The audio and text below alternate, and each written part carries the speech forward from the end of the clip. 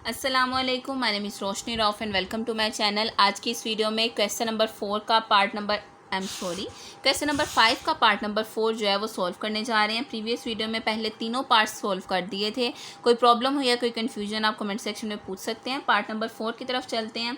जैसा कि मैंने आपको पहले भी बताया था, दो प्रॉपर्टीज़ हैं जो हम कंटिन्यूसली यूज़ करेंगे। वो ये है कि या तो कोई से दो कॉलम्स या दो रोज़ आइडेंटिकल हो जाए, या किसी एक कॉलम पूरे के पूरे में या रो में 0 0 और 0 आ जाए। अब जैसा कि आप यहाँ पर देख सकते हैं, ये वैल्यूज़ कुछ इस तरह की हैं कि हम कोई से भी दो कॉलम्स या रोज़ आइडेंटिकल निकाल ही नहीं सकते। तो दूसरा ऑप्शन रह गया कि किसी भी एक कॉलम को हम कम्प्लीटली ज़ीरो कर दें। फॉर एग्जांपल अगर इस कॉलम की बात की जाए, अगर आप इसको इन दोनों में ऐड करवा देते हैं। फॉर एग्जांपल मैं आपको एक करके भी दिखाती हूँ। यहाँ पर आपके पास है a माइनस बी, इसको आप प्लस करवा दो b माइनस सी के साथ, और फिर उसे प्लस करवा दो c माइनस ए के साथ। तो सबसे पहले तो आपका a के साथ, b के साथ और c के साथ कट जाएगा।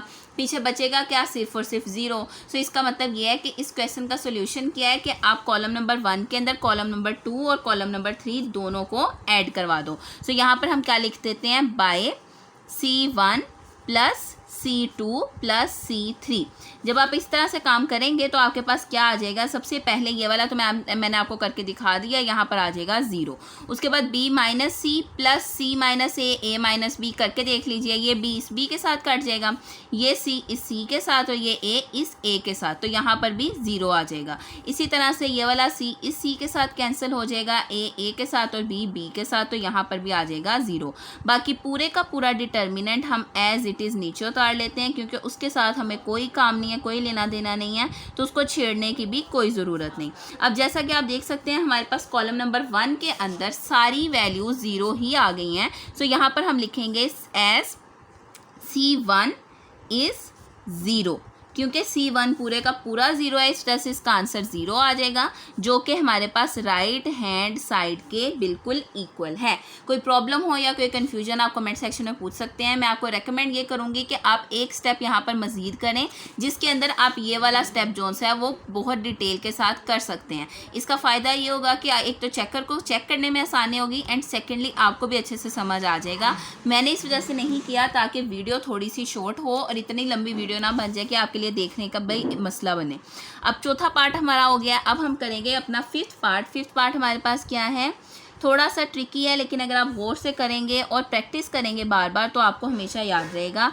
यहाँ पर आ जाएगा 1/a, 1/b, 1/c, और लास्ट पे हमारे पास a, b एंड c, और इक्वल हमने इसको लेकर आना है 0 के। अब ज़रा इसको गौर से देखिएगा। इस क्वेश्चन को उन्होंने हमें बोला हुआ है कि हमें इस डिटर्मिनेंट को एक्सपेंड नहीं करना, एक्सपेंड किए बगैर इसको जो है वो सॉल्व करना है।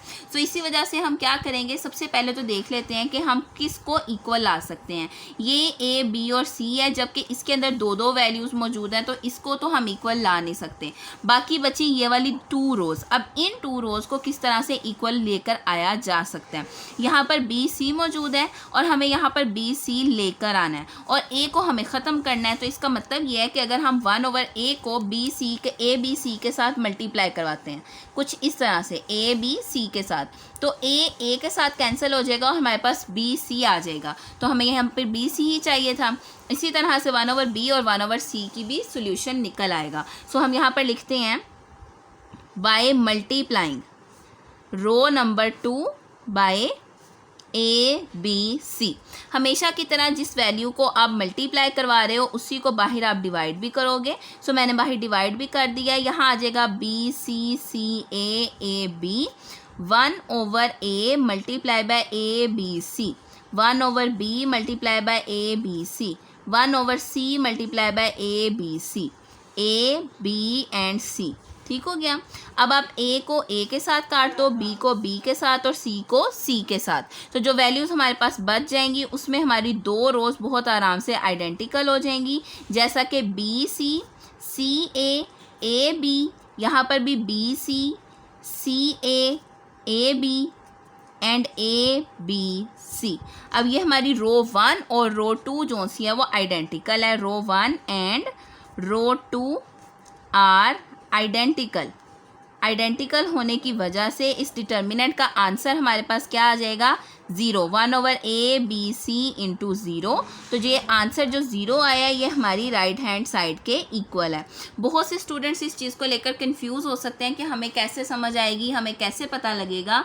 तो मैं एक ही बात बार बार रिपीट करती हूँ कि मैथ सिर्फ और सिर्फ प्रैक्टिस का नाम है। आपका कॉन्सेप्ट क्लियर हो और आपने प्रैक्टिस की हो 1 से 2 मरतबा ज़ुबानी, तो बहुत आराम से क्वेश्चन को देखते ही समझ आ जाती है कि अब इसको सॉल्व किस तरह से करना है। नेक्स्ट पार्ट है हमारे पास पार्ट नंबर 6। इसके अंदर थोड़ी सी चेंजिंग है, वो ये कि हमें लेफ्ट हैंड साइड और राइट हैंड साइड में दोनों तरफ मैट्रिक्स डिटर्मिनेंट ही दिया गया है।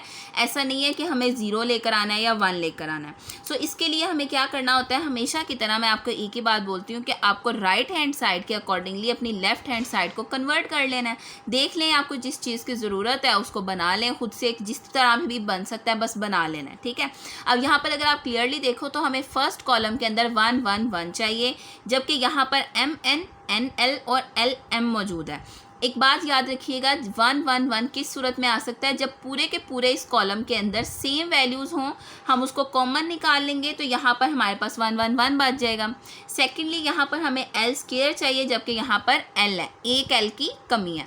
यहाँ पर L क्यूब चाहिए, जबकि यहाँ पर L स्क्वायर है, मतलब कि मज़ीद एक L की कमी है। तो जो L हमें चाहिए ना, हम यहाँ पर लिख लेते हैं कि उसको साथ में क्या करवा दिया जाए, मल्टीप्लाई करवा दिया जाए। सो हम लिखते हैं मल्टीप्लाइंग R1 बाय L। ठीक हो गया। अगली चीज़ देखते हैं, यहाँ पर M स्क्वायर है, यहाँ पर M है, यहाँ पर M क्यूब है, यहाँ पर M स्क्वायर है। इसका मतलब है इन दोनों में भी एक एक M की कमी है। तो हम लिख लेते हैं रो 2 बाय M। तीसरी जगह पे देखें n स्क्वायर है, n है, और n क्यूब है और n स्क्वायर है। इसका मतलब है रो 3 बाय n। इसका मतलब क्या हो गया, L M और n के साथ हम रो 1, रो 2 और रो 3 को मल्टीप्लाई कर रहे हैं। तो आप अच्छे से जानते हैं जिस चीज़ को हम मल्टीप्लाई करवाते हैं उसी चीज़ को हम डिवाइड भी करवाते हैं।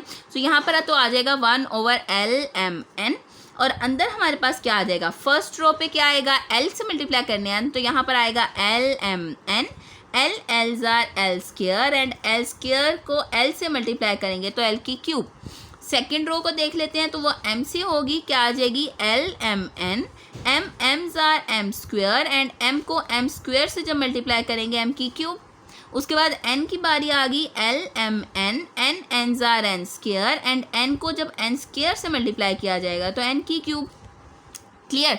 अब इस पूरे के पूरे कॉलम में देखो क्या चीज़ कॉमन है, L M N। तो हम लिख लेते हैं taking L M N common from column number 1।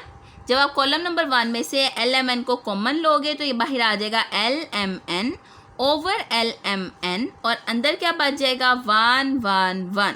यहाँ पर आ जाएगा L square M square N square, यहाँ पर आ जाएगा L cube M cube N cube. L M N के साथ ऊपर नीचे कटिंग हो जाएगी और हमारे पास जो डिटर्मिनेंट बच जाएगा वो हमारा राइट हैंड साइड के इक्वल है। हमें यही वैल्यू चाहिए थी, सो हम लिख देंगे is equals to right hand side. Clear हो गया। इसी के साथ हमारा पार्ट नंबर 6 भी कंप्लीट हो गया है।